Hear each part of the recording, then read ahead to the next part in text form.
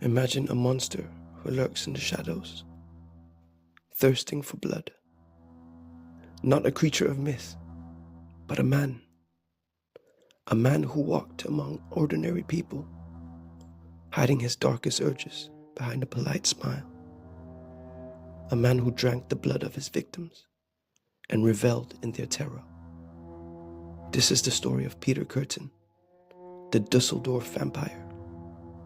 And what you're about to hear will haunt you long after the video ends. Serial killers are terrifying enough on their own. But what if one didn't just kill? What if he found pleasure in pain, both his own and his victims? What if he didn't just take lives, but took something even more sinister? Peter Kürten was more than a murderer. He was a sadist, a blood drinker, a true predator in every sense of the word. His reign of terror in Germany during the late 1920s left behind a trail of horror. And even today, his crimes remain some of the most disturbing ever recorded. How did he become this way? And what drove him to commit acts so depraved they sound like something out of a nightmare? Stay with me as we unravel the chilling case of Peter Kürten, the vampire of Düsseldorf. Evil is not born, it is made. And Peter Kürten was forged in darkness. To understand what turned him into a monster, we have to go back to where it all began. Kürten was born in 1883 in Cologne, Germany, into a life of cruelty. His father was an alcoholic who regularly beat his wife and children. The home was filled with violence and terror, a place where pain was an everyday occurrence. But for young Peter, something even more twisted was brewing inside him. Unlike other children who feared pain, he was drawn to it. And worse, he found pleasure in inflicting it on others. His earliest memories weren't of toys or laughter, but of cruelty to animals. He would capture small creatures, torturing them slowly, taking delight in their suffering. And that was just the beginning. Peter Kürten's appetite for violence only grew as he got older. By the time he was a teenager, he had already committed his first murders, in an act so chilling it foreshadowed the horrors to come. He pushed a friend into a river and watched him drown. Not long after, he did it again to another boy. Both deaths were ruled accidental. Nobody suspected the quiet young man who stood nearby, watching with cold amusement. But killing wasn't enough for Kürten. He wanted more. He wanted to feel his victims' terror, to be close to their suffering. He developed a fascination with blood, its texture, its warmth, and soon he craved it. As he grew older, his crimes escalated. He moved from theft to arson, from arson to sexual assault, and finally to something far worse. By the 1920s, he had fully embraced his darkest desires, and the city of Düsseldorf would become his hunting ground. The first confirmed murder of his killing spree happened in 1929. A young woman named Maria Hahn went missing, only for her body to be found weeks later, strangled and stabbed. Kürten admitted to leading her into the woods, assaulting her, and then slowly killing her while drinking her blood. It wasn't just about the murder, it was about the ritual, the satisfaction of watching the life drain from her eyes. And this was only the beginning. For months, Kürten struck again and again. His methods varied. Some victims were strangled, others stabbed, others bludgeoned. He attacked women, children, even men. The randomness made him even more terrifying.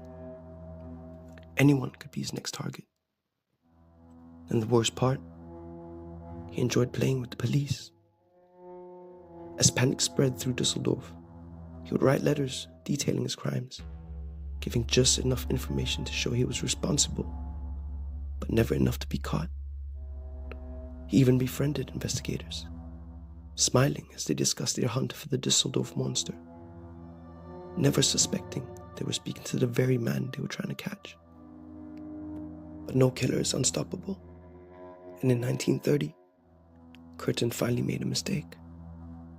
He lured a young woman named Maria Budlik to his apartment. But something changed. Maybe he got careless. Maybe he underestimated her. Instead of killing her, he let her go, giving her just enough freedom to escape. And Maria did something that none of his past victims could. She went to the police. At first, the authorities weren't sure if her story was real. When she described the apartment, the eerie feeling inside, the strange man who lived there, they knew. It matched previous descriptions of an unknown suspect. And soon, Peter Kürten was arrested. But here's where it gets even darker. Once in custody, Kürten didn't deny anything. In fact, he confessed, eagerly, as if reliving his crimes brought him joy. He described the murders in chilling detail, talking about how he felt as he drained his victims' blood, how he would listen to the last beats of their hearts. When asked why he killed, his answers were simple: because it gave him pleasure. The trial was swift. The evidence was undeniable. And in 1931, Peter Kürten was sentenced to death. But even in death, he couldn't resist one last act of horror. As he stood before the guillotine, moments away from execution, he turned to his executioner and asked a final sickening question. Will I be able to hear the sound of my own blood gushing from my neck? That would be the pleasure to end all pleasures. And with that, the blade fell. But Kurten's story didn't end there. After his execution, his head was severed and preserved for scientific study. Forensic analysts were desperate to find an explanation for his monstrous actions. They examined his brain, searching for abnormalities that might explain his insatiable bloodlust and sadism. Some believed that a head injury in his youth might have played a role, while others speculated about undiagnosed mental illnesses.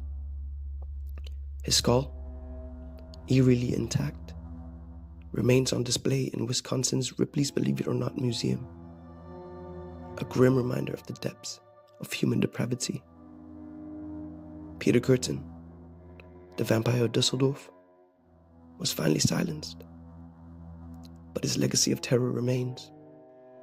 A man who found joy in suffering, who turned murder into a twisted game, who walked among the innocent while hiding the darkest urges imaginable. Even now, his name sends a shiver down the spine. And the story, well, that will never die. If you thought this was disturbing, wait until you hear about the next case. Watch the next video, if you dare.